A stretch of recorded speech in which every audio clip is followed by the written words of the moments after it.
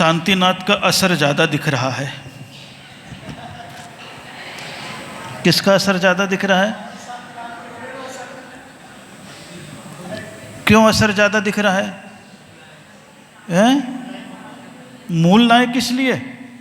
नहीं, शांतिनाथ के घर में स्त्रियां ज़्यादा थी, पुरुष कम थे।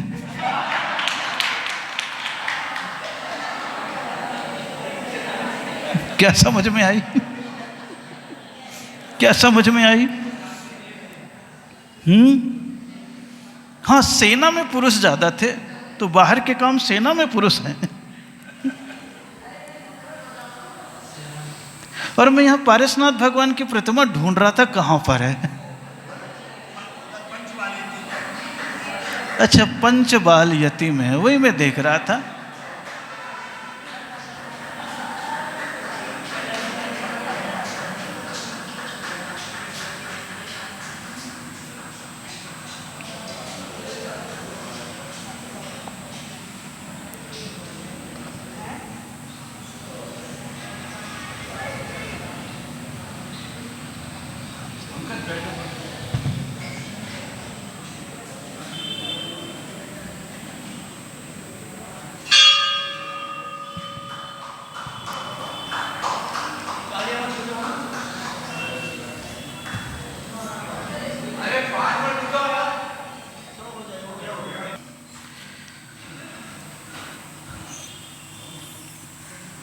अक्सर 3 in 1 काम हो जाता है। कौन सा काम? 3 in 1। कौन सा काम? प्रवचन भी, अभिषेक भी, पूजा भी। जैसे पहले महिलाएं करती थी, बच्चों को सुलाना भी, तत्वार्थ सुनना भी, और भगवान को पूजा भी करती थी ना। यूं भी कर रही है, यूं भी कर रही है, और यूं भी। बहुत एक्सपर्ट थी। इसीलिए कई लोगों के मन में विकल्प उत्पन्न हो जाता है। क्या उत्पन्न हो जाता है?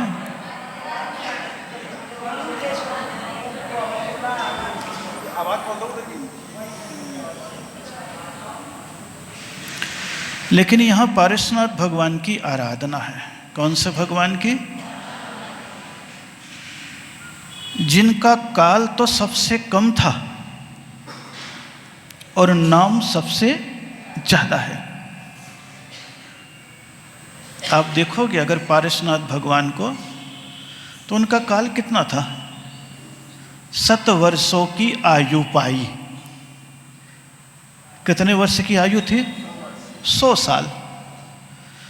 100 साल में 30 साल कहाँ बिता दिए? गृहस्थावस्था में बिता दिए। कितने अवस्था में बिता दिए? गृहस्थावस्था में। बाकी थोड़ा से समय साधना में बिता दिया, और बाकी समय केवल ज्ञान का था। लेकिन आप महसूस करेंगे तो सर्वाधिक नाम पारसनाथ भगवान का है। सारे तीर्थंकरों के उदाहरण उद्धार के मिलेंगे तो केवल मनुष्य के मिलेंगे। किसके मिलेंगे? किसके मिलेंगे? किसके मिलेंगे? मनुष्य के मिलेंगे। लेकिन पारसनाथ भगवान ऐसे तीर्थंकर थे जिन्होंने मुनि अवस्था में ही नहीं, गृहस्थी में रह करके भी एक ऐसे तिर्यंच का उद्धार कर दिया जिसके कारण से उनके जीवन की संपूर्ण घटना ही बदल गई। कौन सी अवस्था में? गृहस्थ अवस्था में। कितनी उम्र थी?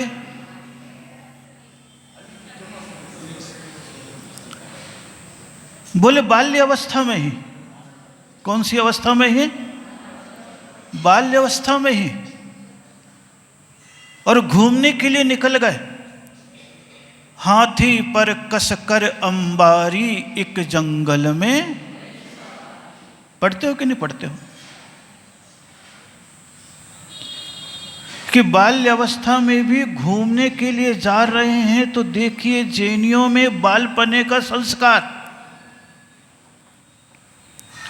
कि कष्ट में तड़फते हुए एक तिर्यंच को देखा और तिर्यंच को देख करके उनके प्रति भी करुणा की भावना आ गई कि अगर कोई जीव मर रहा है तो कम से कम कान में नमोकार मंत्र मत करो बार बार।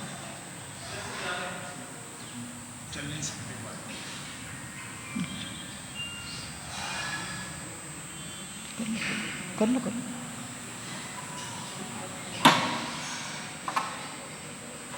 आओ बाबू जी आओ।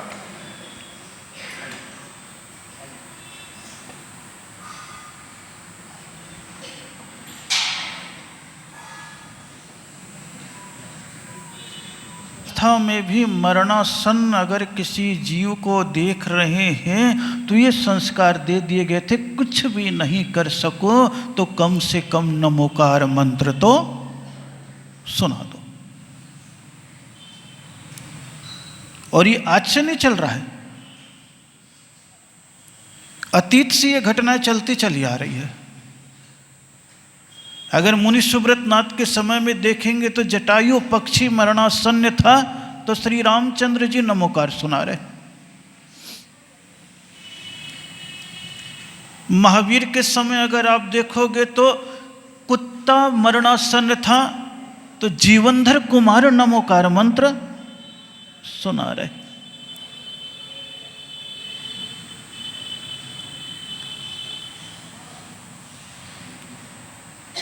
आज हम लोगों के भी जीवन में यही बताया गया है कि घर में अगर कोई मरणासन्न व्यक्ति हो तो तुम्हारी कोशिश यही रहनी चाहिए कि कम से कम उसके पास बैठ करके नमोकार मंत्र सुना दो।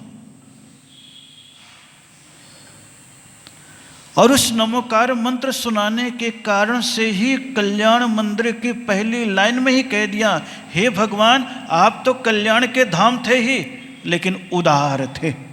अभी आप पढ़ रहे थे ना, कल्याण धाम हो उदार तुम पाप नाश में कारण।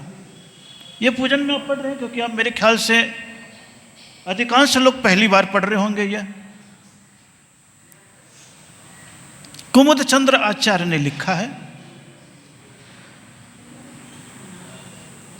और जैनियों में स्तुति की विशेषता होती है कि जो स्तुति का पहला अक्षर आता है अक्षर करके उस स्तुति का नाम उसी से पड़ जाता है। आप जैसे पढ़ोगे भक्तामर स्तोत्र तो वो कौन से भगवान की स्तुति है, लेकिन क्या बोलते हो भक्तामर स्तोत्र। क्यों? क्योंकि पहला अक्षर कौन सा है, भक्तामर प्रणत, इसलिए नाम क्या पड़ गया। आप विशापहार स्तोत्र पढ़ते हो, पहला अक्षर कौन सा है, विशापहारम गतमीमया, नाम क्या पड़ गया। स्वयंभू स्तोत्र पढ़ते हो आप, 24 भगवान की स्तुति है, पहला अक्षर कौन सा है, कौन सा है, स्वयंभुवा भूत हितेन भूतले। और कल्याण मंदिर स्तोत्र पढ़ते हो तो किसकी स्तुति है और पहला अक्षर कौन सा है, कल्याण मंदिर मुदार मवद्य भेदी। कि हे प्रभु आप कल्याण के धाम, और कल्याण के धाम तो तीर्थंकर होते ही हैं, और तीर्थंकर ऐसे कल्याण के धाम होते हैं कि जन्म लेते ही सबसे पहले एक जीवों को मोक्षगामी बना देते हैं। कौन से जीव को, कौन से जीव को, तीर्थंकर बालक का स्पर्श केवल उस समय अभिषेक के लिए ले जाने के लिए एक इंद्राणी करती है, बिस्तर से उठा करके ले जाने का। कहां से उठा के ले जाने का, कहां से उठा के ले जाने का, कौन ले जाती है, सच्ची इंद्राणी। कौन सी इंद्राणी, जैसी उठाती है और ले जाने के लिए तैयार होती है तो महावीर कह देते हैं उस इंद्राणी का भाव क्षय होता है, वो दूसरे भाव में ही मनुष्य बन करके नियम से मोक्ष को चली जाती है। पहला कल्याण वो कर दिया, पहला कल्याण। उसके बाद की कोई गारंटी नहीं है। उसके बाद कितने दोस्त उनको छूते हैं, उठाते हैं, खेलते हैं, कूदते हैं, कोई नियम नहीं बताया। फर्स्ट इंप्रेशन, पहला कल्याण। कौन सा कल्याण? पहला कल्याण। सोचो आप, साधना कौन सी की है उनके माता और पिता ने, ये कुछ पता नहीं, लेकिन गारंटी दे दी है, अगर उसी भाव में पिताजी दीक्षा ले लेंगे तो मोक्ष चले जाएंगे, नहीं तो माता और पिता 3 भाव में नियम से मोक्ष। आप सोचो कि तीर्थंकर गृहस्थ अवस्था में हैं, संसार में जन्म लिए हैं, लेकिन माता पिता के भी उद्धार में कारण बन गए और देवी देवता के उद्धार में भी कारण बन गए। जब बाल्य अवस्था में उनकी प्रभा इतनी ज़्यादा कल्याणकारी है तो महावीर कहते हैं आज तो हमारे बीच में तीर्थंकर नहीं है, लेकिन उनकी प्रतिकृति हमारे पास।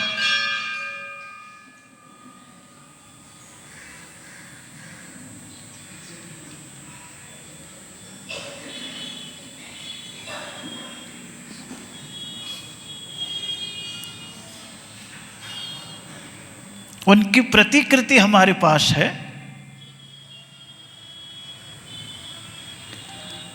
हम अगर उनकी आराधना भी निर्मल मन से कर लेते हैं तो जैन शास्त्र कहता है जो कर्म कभी नहीं कट सकते, ऐसे निद्धत और निकाचित कर्म भी भगवान की वंदना और पूजा से क्षय को प्राप्त हो जाते हैं।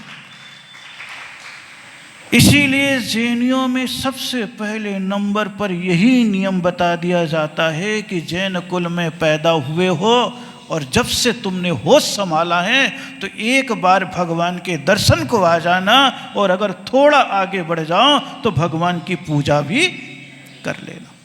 ये केवल व्यवहारिक नियम बताया है। और इस नियम से अगर आप वंचित रहते हैं तो समझ लेना हम मनुष्य पर्याय से अपने जीवन को कौन सी पर्याय में ले जाने को तैयार हो रहे हैं। विचार करना, कौन सी पर्याय में ले जाने को तैयार हो रहे हैं?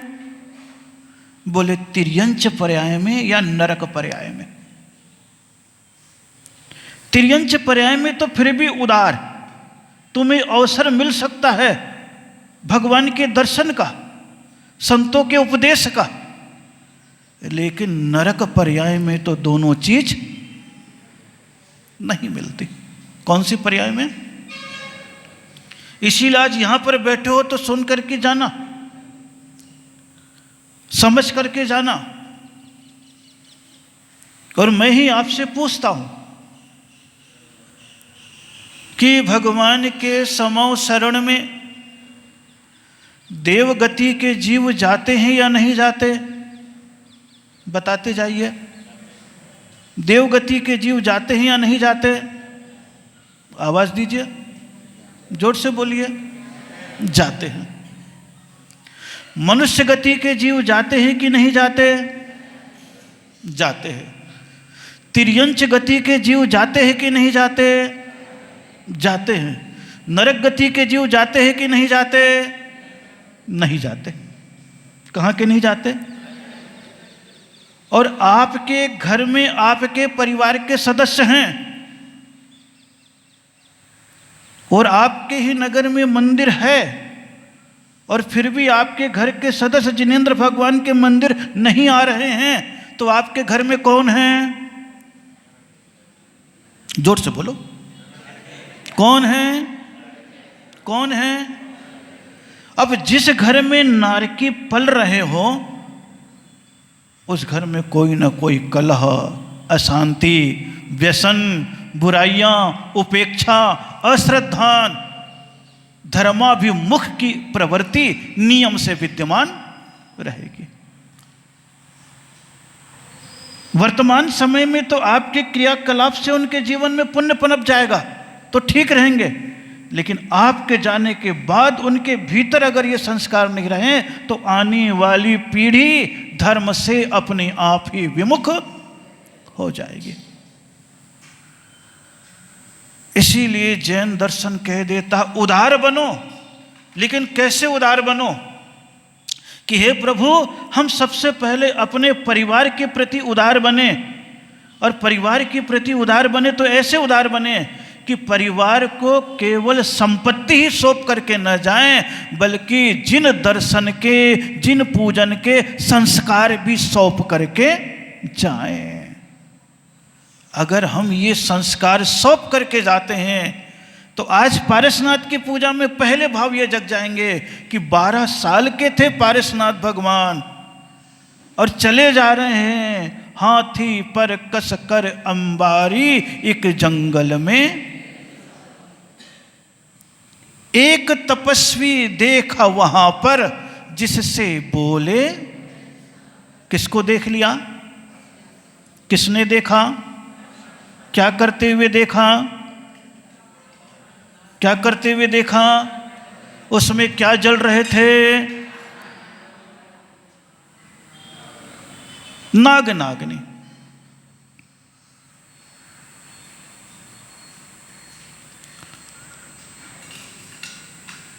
पारसनाथ भगवान को दिख गया। किसको दिख गया?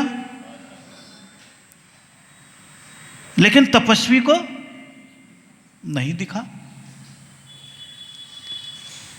तपस्वी कौन था? कौन था? कौन था? आपको मालूम है? बताते जाओ। कौन था? कौन था? एक कह रहा पूर्व जन्म का बैरी और मैं कह रहा हूं वर्तमान का नाना। कौन था? कौन था?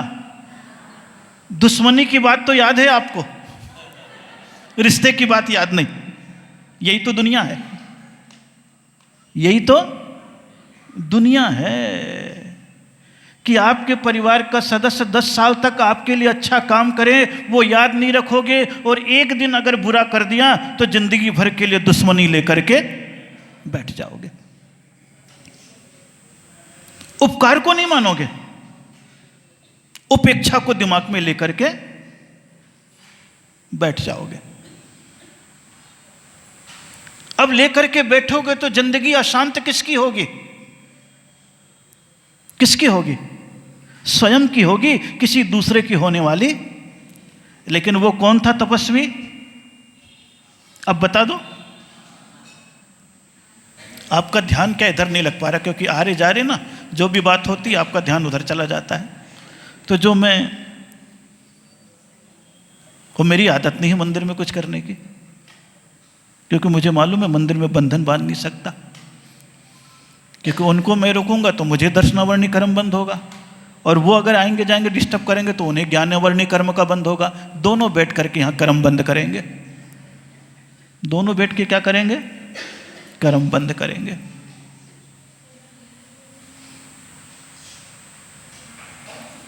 इसलिए या तो वहीं रोक देवे,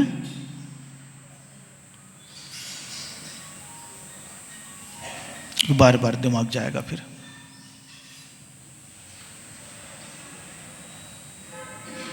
क्या बोल रहा था? अब नाना याद है आपको? हैं? अब भाई याद नहीं है? अरे वो भी तो रिश्तेदार था, वो भी तो भाई था।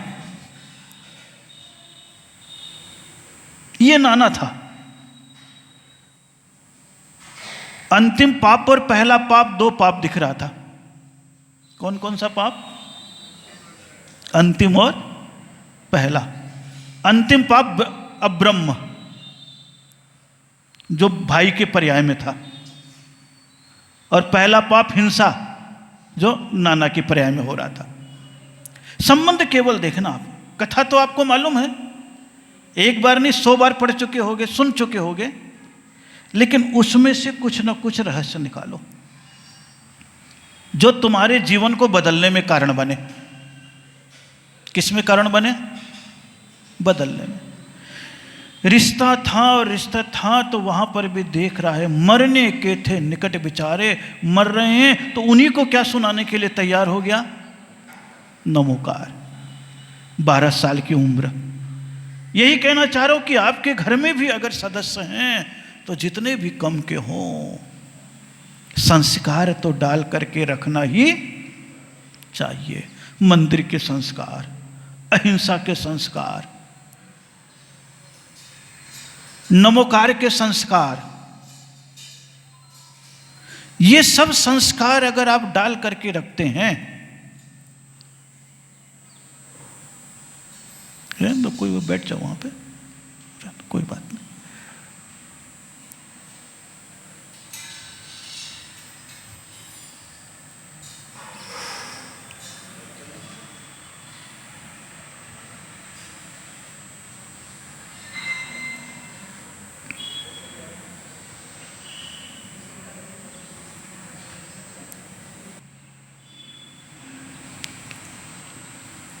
और जब किसी को वेदना हो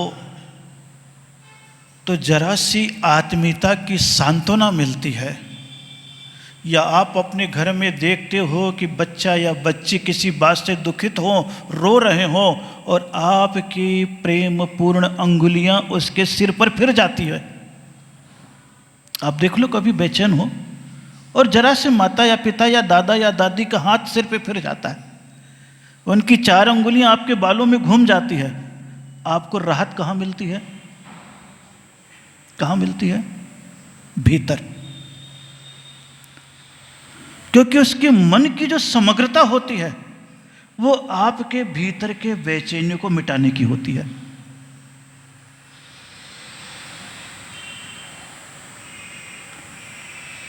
वही बेचैनी को मिटाने का स्पर्श छोटे से बालक पार्श्वनाथ का हाथ नाग और नागिनी के पास तक चला गया। किसके पास तक चला गया? नाना देख रहा है और देवता काम कर रहा है। इसका मतलब क्या है?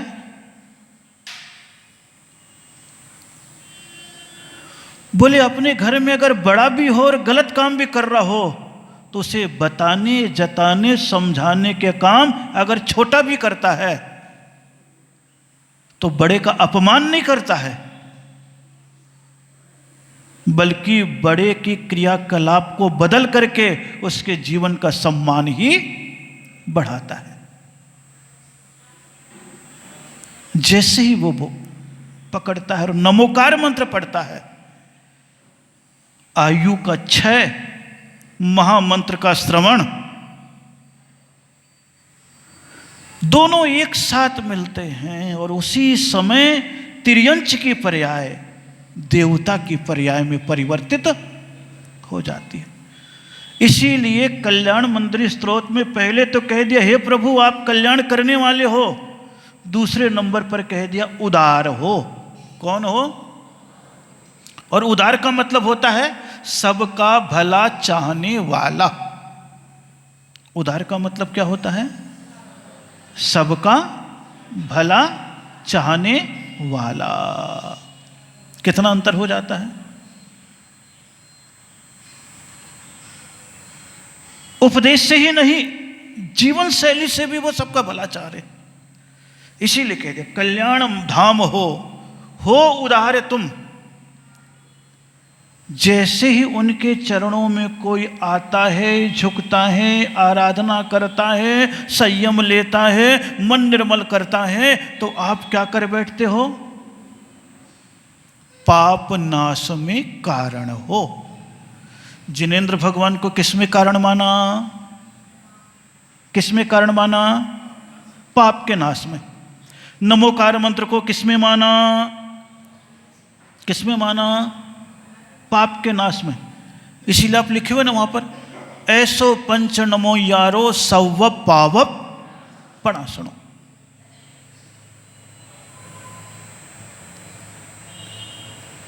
जहां तुम्हारे मन में परमेष्ठि के प्रति भक्ति जागृत हो गई, परमात्मा के प्रति आराधना का भाव जागृत हो गया, आपका मन निर्मल हो गया, उनके चरणों में समर्पण हो गया, उनकी चर्या और क्रिया को निभाने लग गए, तो समझ लेना उनके निमित्त से तुम्हारा पाप क्या हो रहा है? क्या हो रहा है? क्या हो रहा है? सोचो आप, कितना बड़ा संबंध है। बोले सूरज भले ही आकाश में उगे, लेकिन अगर उसकी किरणों को कमल स्वीकार कर लेता है तो वो खिलना प्रारंभ हो जाता है।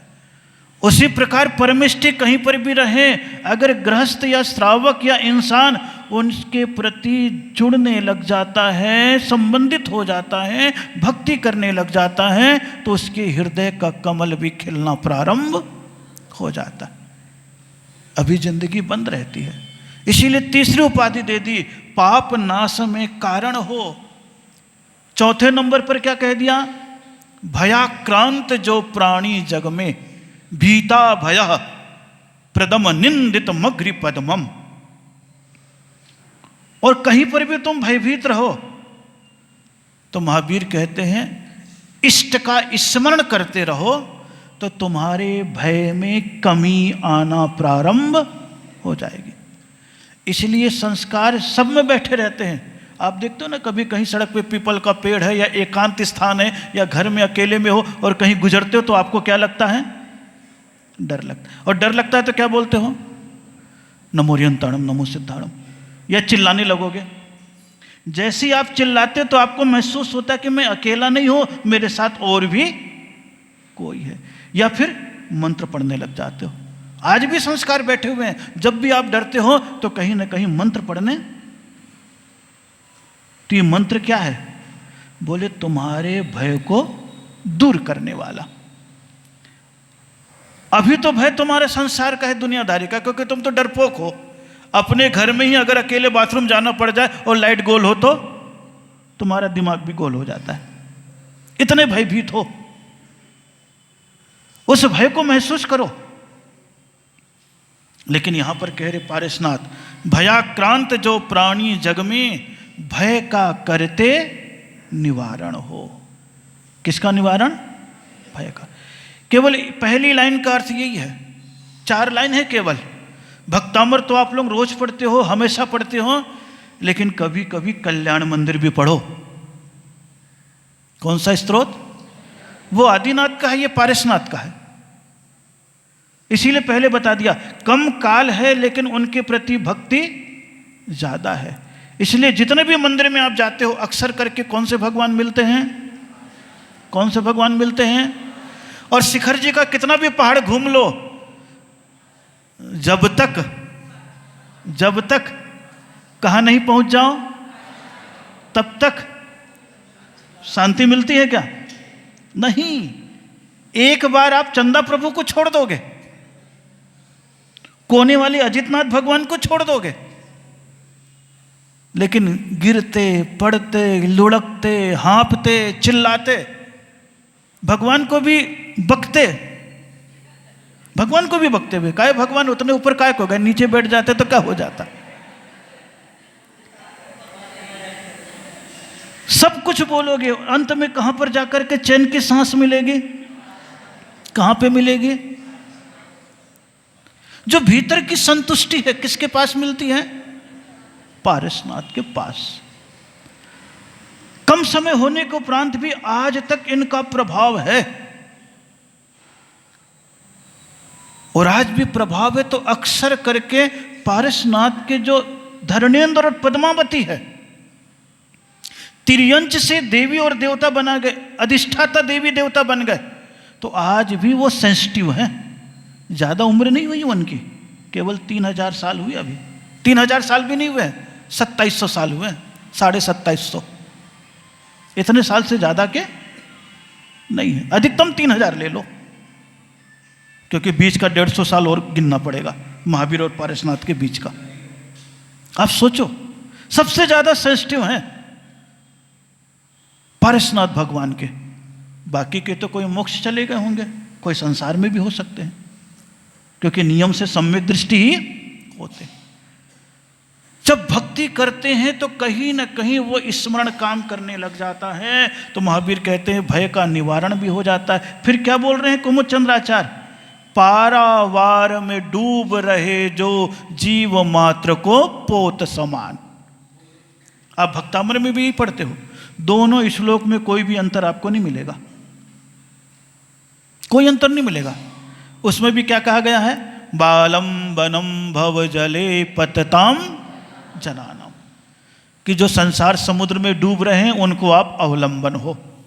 और इसमें भी क्या कह रहे हैं, संसार सागर निमज्जन शेष जंतो, कि संसार के सागर में जो डूब रहे हैं उनको आप निकालने वाले हो। और आप विनय पाठ भी पढ़ते हो तो क्या पढ़ते हो, भविजन को भवकूपते तुम ही। अब जो चीज आप पढ़ते हो वो आपको याद है, और जो नहीं पढ़ते हो वो होगा चलती का नाम।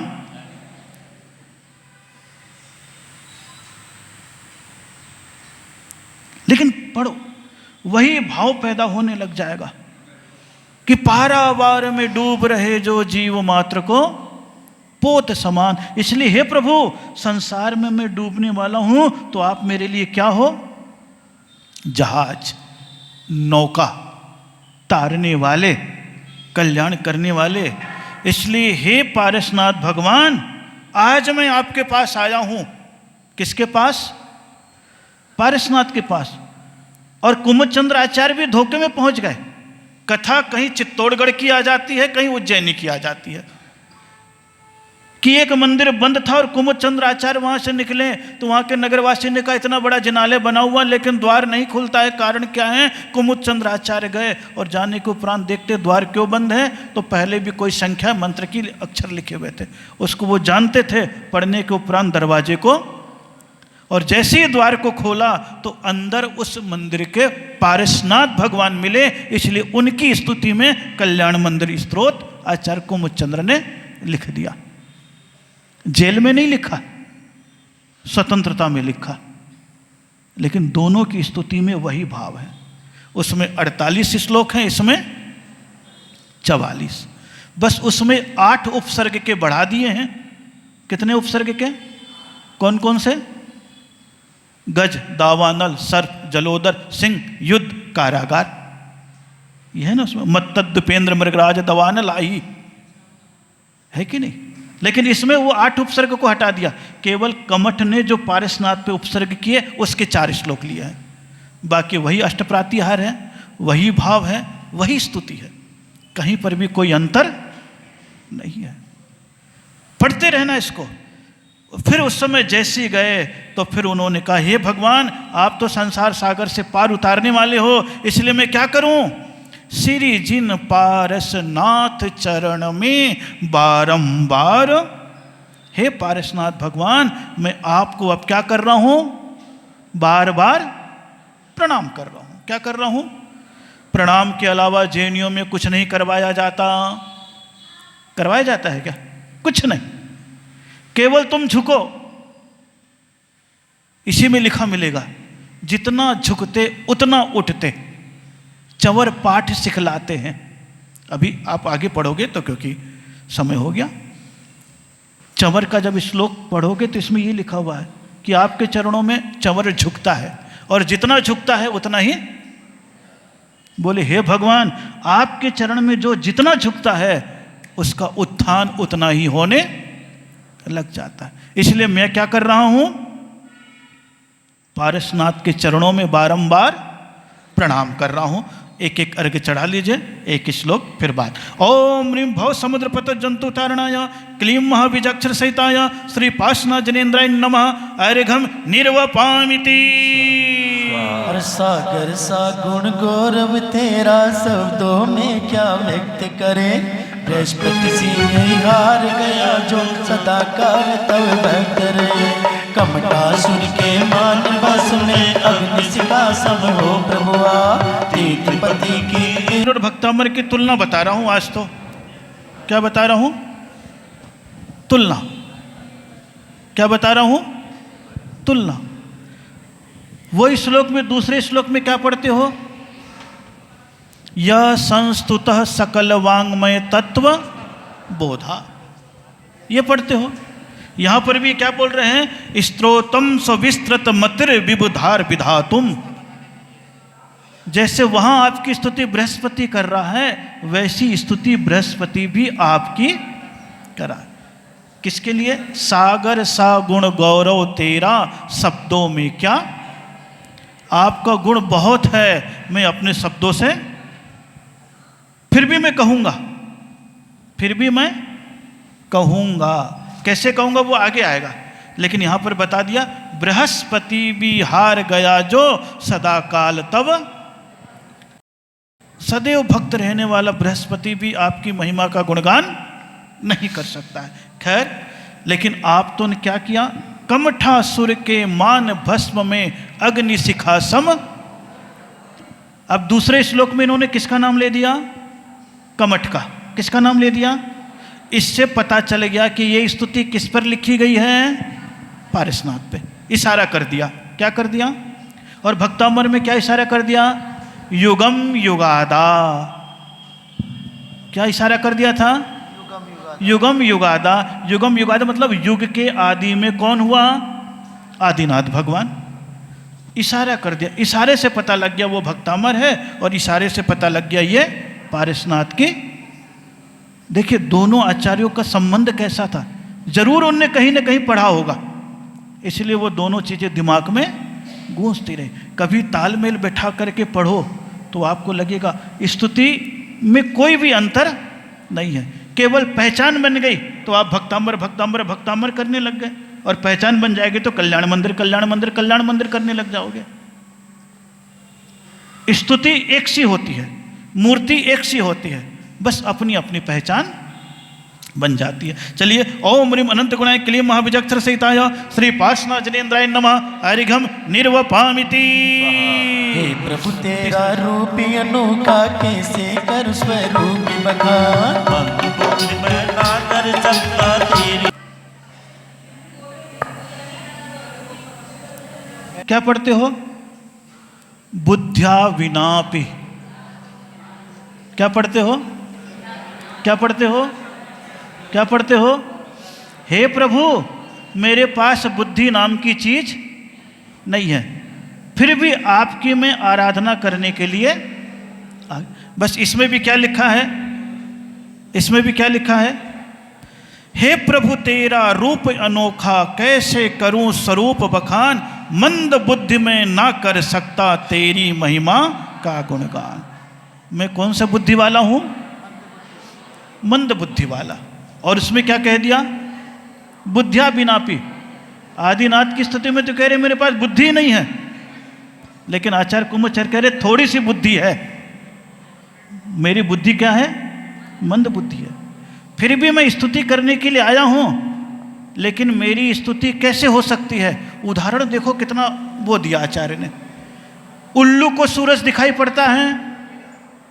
बोले नहीं दिखाई पड़ता। पड़ता है क्या?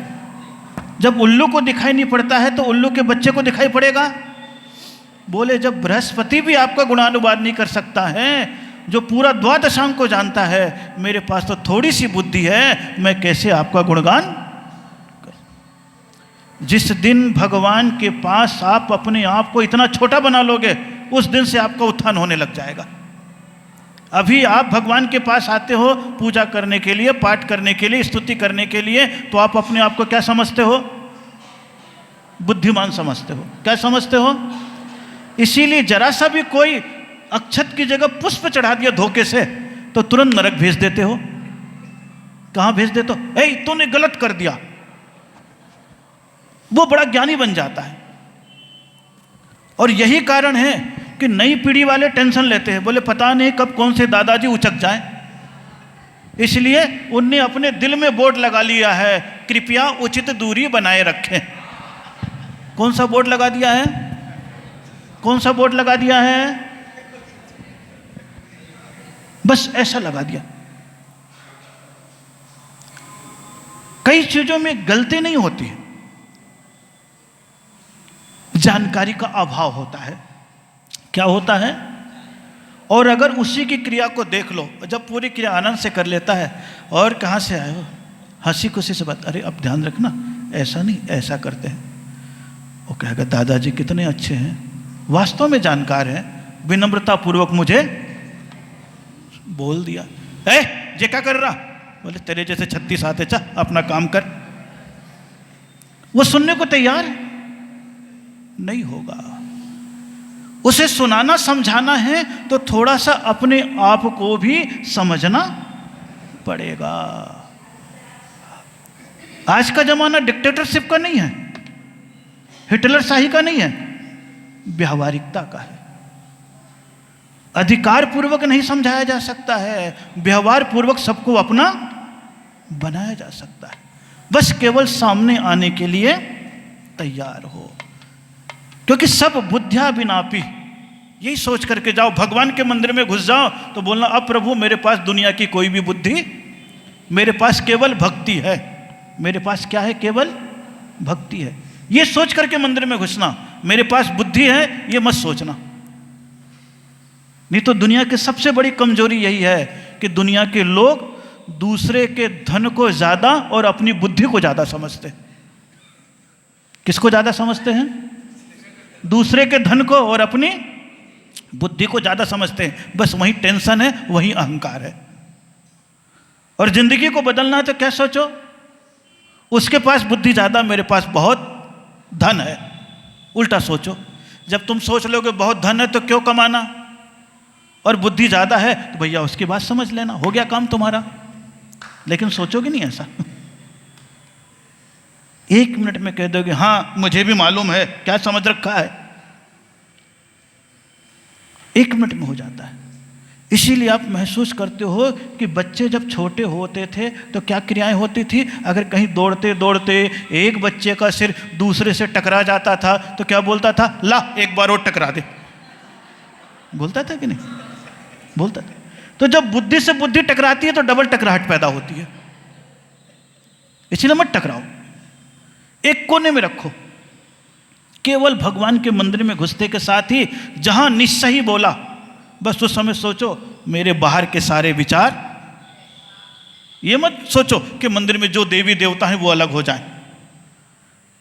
देवी देवता तो अलग हो भी जाएंगे, तुम जाओगे तब भी, क्योंकि तुम्हारे पास इतना आकर्षण नहीं है कि तुम्हारे पीछे पड़े वो। निश्चय बोलो तो अपनी बुद्धि में जो विकार है उसको क्या करो? किनारे करो। फिर पवित्र बुद्धि से आओ तुम, और जिस क्षण पवित्र बुद्धि से जाने लगोगे तो ख्याल करना, एक मेंढक भी पवित्र बुद्धि से महावीर के समोषण में जाने लगा तो हाथी के पांव के नीचे मरा तो भी देवता बन गया। बन गया कि नहीं बन गया? पवित्रता के साथ। पवित्रता के तो साथ तुम आओगे तो गलती भी कर लोगे तो भगवान कहेगा इसका मन पवित्र है, इसलिए इसकी गलती पर ध्यान नहीं देना। और बुद्धिमत्ता से तुम एक एक चीज क्रम से भी चढ़ाओगे तो वो भगवान कह देगा भैया ये तो अपनी बुद्धि का प्रयोग कर रहा है, श्रद्धा तो है ही नहीं। निरुपामिति निरुपामिति निरुपामिति, अभी तो इस थाली का चावल इस थाली में कर रहा है, इस बुद्धि का पाप उस संसार में डाल नहीं रहा। इतना अंतर पड़ जाएगा। इसलिए यहां पर श्लोक दे दिया, मंद बुद्धि में ना कर सकता तेरी महिमा का गुणगान, प्रखर सूर्य की दिव्य प्रभा में स्वयं रूप न लख पाता, ऐसा कौशिक शिशु दिन कर का वर्णन कैसे। मेरे जीवन के बारे में तो मुझे मालूम नहीं, आपके बारे में मुझे क्या मालूम होगा प्रभु, लेकिन फिर भी मैं आ गया हूं। आइए एक एक करके चढ़ाते जाइए। ओम ह्रीं चिद्रूपाय क्लीं महाविचक्षसेताय श्री पार्श्वनाथ जनेन्द्राय नमः। अर्घ्यं निरुपामिति। मोह कर्म के नस जाने पर नर अनुभव सब कर सकता, शक्ति बले कितनी हो उसकी गुण वर्णन कर सकता। जल में सागर का जब पानी बाहर हो जाता, रत्नों का फिर भी के पर कोई न गिन पाता। अब देखो कितना बढ़िया उदाहरण दिया है, इतना बढ़िया उदाहरण दिया है। थोड़ी देर के लिए भी तुम्हारे मोह शत्रु का क्षय हो जाएगा तो किसके दर्शन हो जाएंगे? भगवान के। आप देखो, आप थोड़ी सी देर के लिए घर का मोह छोड़े कि नहीं, दुकान का मोह छोड़े कि नहीं, रसोई का मोह छोड़े कि नहीं, ड्रेस का मोह छोड़े कि नहीं, गाड़ी का मोह छोड़े कि नहीं, यहाँ पर आ गए भगवान के मंदिर में केसरिया वस्त्र पहनना है और हमें क्या करना है? थोड़ी देर के लिए आपने मोह छोड़ा है, थोड़ी देर के लिए मोह छोड़ा तो प्रतिमा के दर्शन हो गए। किसके दर्शन हो गए? प्रतिमा के। और महावीर कहते हैं जीवन भर के लिए मोह छोड़ दोगे तो तुम्हारे भीतर की प्रतिभा के दर्शन भी हो जाएंगे। मोह कर्म के नस जाने पर नर अनुभव सब कर सकता। और शक्ति भले कितनी हो उसकी, गुण वर्णन न अनंत दर्शन, अनंत ज्ञान, अनंत सुख का वर्णन कर सकते हो? बोले नहीं। लेकिन जिंदगी कैसी अच्छी हो जाती है?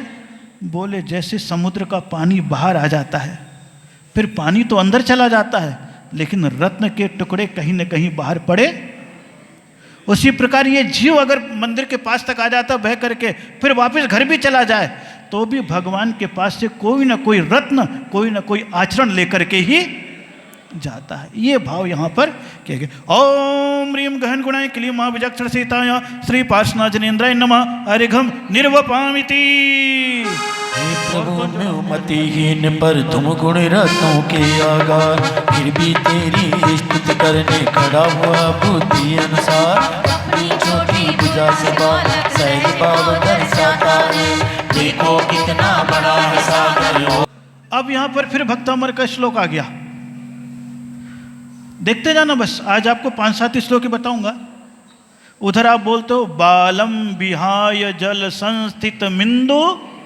हे भगवान मैं आपके पास आया हूं तो कैसा बन करके आया हूं? कैसा बन करके आया हूं? बालक। कैसा बन करके आया हूं? भगवान के सामने बालक बन करके आना, कभी भी पंडित बन करके मत आना, बुद्धिमान बन करके मत आना, बालक के समान। बुद्ध्या बिनापि विबुधार चितपाद। यहां पर भी क्या कह रहे हैं? बालोपि किम न निज सिंधु बाहु युग वितत्वम। जैसे छोटा बालक होता है और बड़ी सी बिल्डिंग या बड़ा सा पहाड़ या बड़ा सा हाथी दिखा दो, उससे पूछो बेटा हाथी कितना बड़ा है, तो क्या कहेगा? इतना बड़ा है। अब क्या जितना बड़ा हाथ उसका उतना बड़ा हाथी है?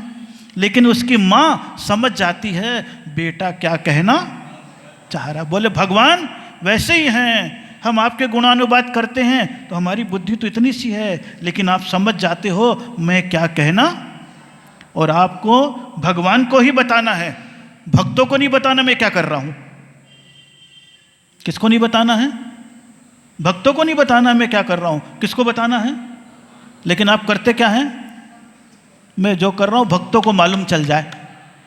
अब तो ऐसी स्थिति बन गई, एक पूजा या एक अभिषेक भी करेगा, क्लिक खटाक, मैंने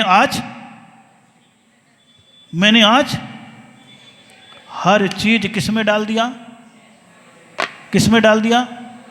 अरे तू कितनों भी मोबाइल में डाल ले, फेसबुक पे डाल ले, फेस टू फेस भगवान से बात कर, भक्तों से मत कर। स्थिति कितनी बदल गई है। इतनी बुरी अवस्था बन गई है कि एक्सीडेंट भी होगा तो अगर थोड़ा भी बचा होगा तो बोलो मोबाइल में खींच लो, बाद में मिलेगा कहीं। ऐसा मन कितना गिर चुका है। लेकिन यहां पर क्या करें? अपनी छोटी भुजा से बालक सहज भाव दर्शाता है, देखो कितना बड़ा है सागर। और हाथ समझ जाते हैं माता पिता कि ये क्या कहना चाह रहा है। उसी प्रकार भगवान माता पिता है, समझ जाते हैं ये भक्त पूजा में मुझसे क्या। अभी तुम पूजा में भगवान से कुछ थोड़ी ना बोलते हो, तुम तो उसी दिमाग में खो जाते हो, ये कि ये कि ये, ऐसा कि वैसा। इतने में क्या हो जाता है? ऐसी तैसी हो जाती, ऐसी वैसी में कितना अंतर है। शब्द को आप पढ़ना, बहुत अच्छा स्रोत है ये। इतने लोग इसका पाठ करते हैं, इस तरफ तो मुझे मालूम नहीं, लेकिन उस तरफ दिल्ली हुआ, हरियाणा हुआ, बहुत पाठ चलता है कल्याण मंदिर का। लोग निरंतर प्रत्येक रविवार को या प्रतिदिन पाठ करते हैं, विधान करते हैं, इसका व्रत भी करते हैं। क्या करते हैं? व्रत भी करते हैं। जैसे भक्तामर का है 48, इसका 44 है। आप सप्तमी को चाहो तो मोक्ष कल्याणक से कर लो, या संडे को कर लो, भगवान का नाम है। उपवास करना चाहो तो उपवास, एकासन करना चाहो तो 3 रस या 4 रस छोड़ करके करो, ताकि त्याग के भाव पैदा हो जाए। और कल्याण मंदिर का पाठ कर लो, ओम ह्रीम श्री पार्श्वनाथ जनेन्द्राय सर्वसौख्यम कुरु कुरु नमः की जाप कर लो। कम से कम 1 माला, अधिकतम 23 माला। अपने आप ही 1 साल में करना चाहो तो 52 रविवार होते हैं, 44 आराम से हो जाएगा। 2 साल में करोगे तो पक्ष में कर लो, 4 साल में करना चाहो तो महीने में कर लो। जैसी शक्ति है वैसा व्रत कर लो, अपने आप काम होने लग जाएगा। इधर उधर भटकने की जरूरत ही नहीं पड़ेगी कि आजकल कई लोगों को बता देते ना ज्योतिष, काल सर्प दोष आ गया है इसलिए तुम ये करो। कुछ नहीं, तुम्हारे नागों के देवता पारसनाथ भगवान है। कौन से भगवान है? तो तुम्हारे ऊपर काल सर्प दोष भी हो, भगवान पारसनाथ की पूजा कर लो, सांप तो भगता फिरेगा। कौन भगता फिरेगा? काल सर्प दोष तुम्हारा भगता फिरेगा। आप उधर जाओगे तो वो बता देगा आपको शंकर जी, क्योंकि वो नाग में है। तो भटकाव से यहां पर आ जाओ, आप अपने आप ही आपका काम हो जाएगा। ओम ह्रीं पन्मोन्नत गुणाय के लिए महाविजक्षर सीताय श्री पार्श्वनाथ जनेन्द्राय नमः अर्घम निरुपामिति। बड़े बड़े योगी जगाने असमर्थ रहे, हमको रंग है ज्ञानी प्रभु सब गुण गौरव कैसे रहे। ओ जो पंछी अपनी बोली में प्रभुवर बातें करते हैं, तो हम बिना विचारे प्रभुवर भक्ति तेरी करते हैं। बहुत सुंदर। देख लो आप एक एक बात देखो। अब यहाँ पर क्या कर रहे हैं? केवल दोनों बैठो, भक्त और भगवान। कौन कौन बैठो? तुम बैठ जाओ और भगवान बैठे हुए हैं। बस तुम्हें जो बोलना हो भगवान से बोलो, जो भी तुम्हारे मन की भड़ास हो। भड़ास का मतलब भावना है। आप अपना रोना भी रो सकते हो। दुनिया के सामने अपना रोना रोगे तो मौके पे वो नमक छिड़केगा, मौके पे फायदा उठाएगा, क्योंकि तुमने जख्म उसको बता दिए हैं। और भगवान के पास बता दोगे, भगवान झेल जाएंगे, तुम्हारा मन निर्मल हो जाएगा, शांत हो जाएगा, ठंडा हो जाएगा। दुखड़ा कहाँ रो? कहाँ रो? कहाँ रो? जैसे आदिनाथ के पास रोते हो ना, मारी दीन ताणी सोना बीन थी। दुखड़ा ही तो रोते हो चार गति का। अब चार गति का दुखड़ा तो आप जानो। इस भाव में भी जो दुख है, प्रभु ये कष्ट है, इसलिए तू ही मेरे कष्ट का निवारण करने वाला है। भक्ति में लीन हो जाओ, आप देखोगे दुख का जो बर्फ है पिघल जाएगा और धीरे से बह करके तुमसे बाहर चला जाएगा। कोशिश करना केवल। यूं क्या कह रहे हैं? इसलिए इसमें ज़्यादा शास्त्र, ज़्यादा दिमाग मत लगाना। क्या कह दिया? जो पंछी अपनी बोली में प्रभुवर बातें, जैसे पक्षी आपस में बातें करते, दूसरा कोई समझता है क्या? कोई जरूरी है दूसरे को समझाना? बोले नहीं, दूसरे को बताना समझाना कोई जरूरी नहीं है। खुद बैठ जाओ और खुद करो।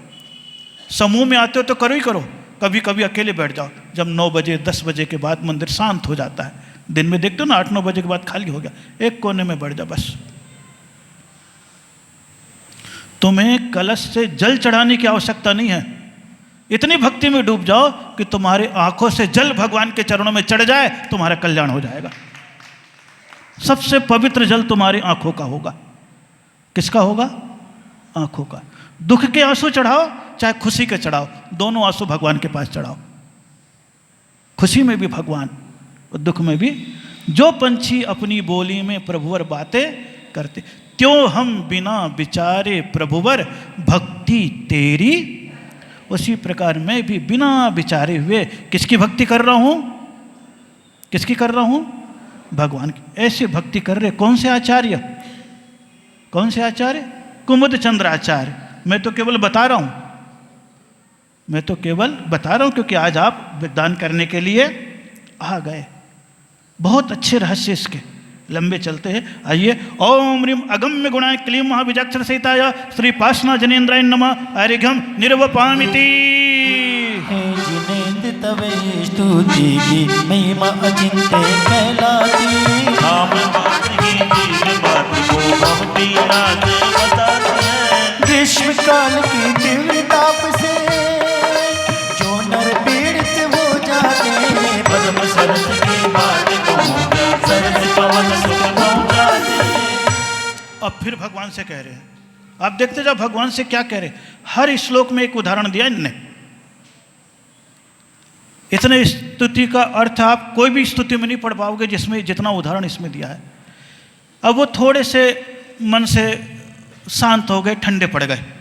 कहने लगे भगवान क्या करूं, मेरा तो दुर्भाग्य है, साक्षात आपके दर्शन तो नहीं मिल रहे हैं, केवल यहाँ पर तो आपकी प्रतिमा के दर्शन मिल रहे हैं।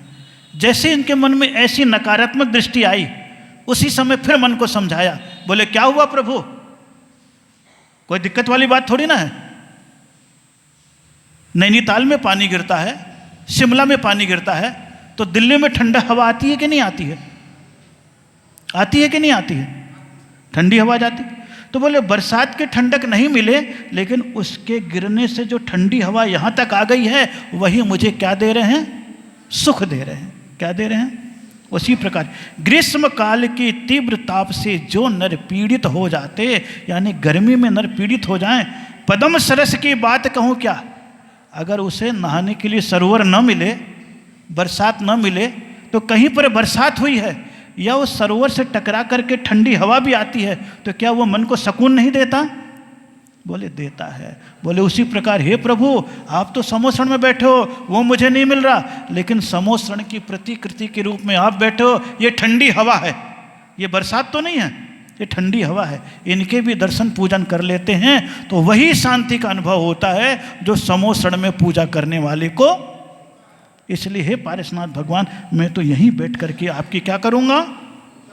आराधना करूँगा। अभी ये केवल भूमिका बना रहे हैं। अभी क्या बना रहे हैं? अभी पूजा चालू नहीं की है, भूमिका।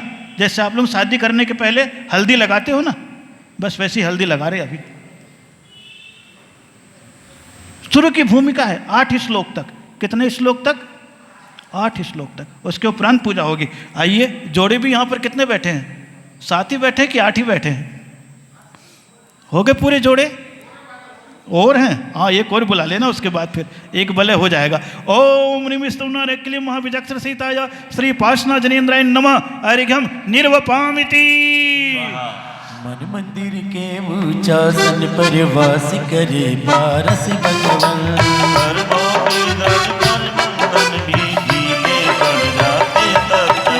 निशधर जब चंदन तरवर पर लिपट गया मोहत बिखरा,